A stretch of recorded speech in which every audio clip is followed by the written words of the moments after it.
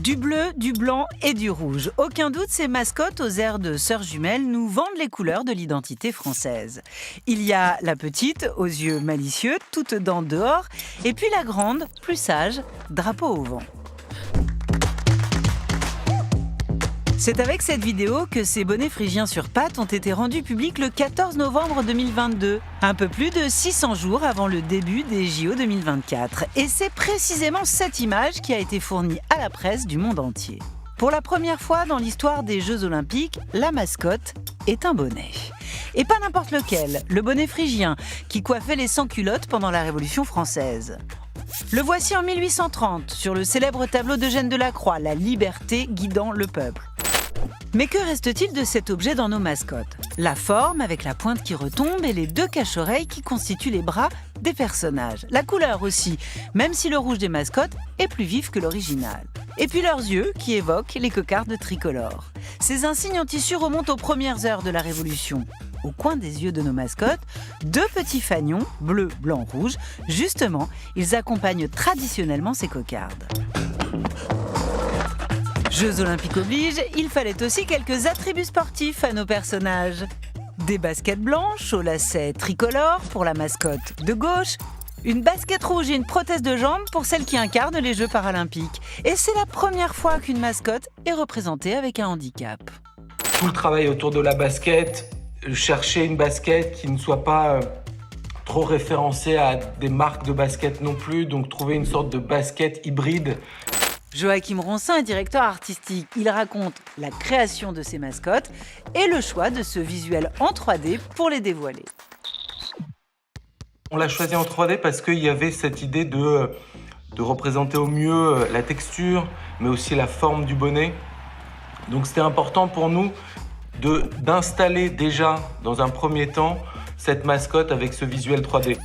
Salut Brut, je suis Joachim Ronsin, je suis le directeur du design de Paris 2024 et je vais vous présenter les mascottes. Une fois qu'on a découvert cette idée de bonnet phrygien, on n'a pas hésité une seule seconde. Ça, c'était le début. Ouais, c'était le tout début, ouais. Okay. Ah, vraiment, c'était aussi des recherches, tu vois, il y a de temps en temps un peu halluciné, des recherches autour des expressions beaucoup, tu vois, de sourire, de comment elle sourit. À partir de là, il faut être à la hauteur en ce qui concerne la forme. Je peux vous montrer un certain nombre d'étapes.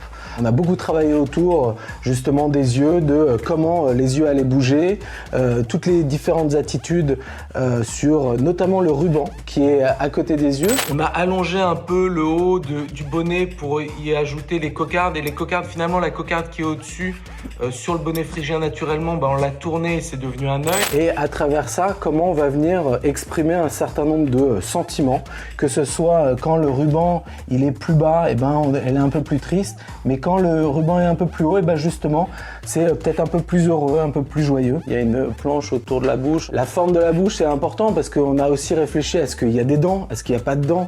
On a décidé qu'il y en avait, parce que quand on a rajouté les dents, on s'est rendu compte que ça lui crée quelque chose d'un peu plus humain. Quand on enlevait les dents, c'était un truc un peu bizarre. Et puis après, il y a eu un truc qui était hyper intéressant, c'est comment elle se bouge, cette mascotte. Parce que un bonnet, ça a pas de bras, hein, un bonnet, c'est un bonnet. Il y a les cache-oreilles qui sont assez vite sont devenus des bras. Tous ces petits détails-là ont été mûrement réfléchis. On a fait pas mal d'essais, l'écartement des jambes un peu trop proches, la longueur des jambes, etc. On a vu à un moment donné que quand elle était trop petite, les bras ils touchaient le sol et donc il fallait raccourcir les bras.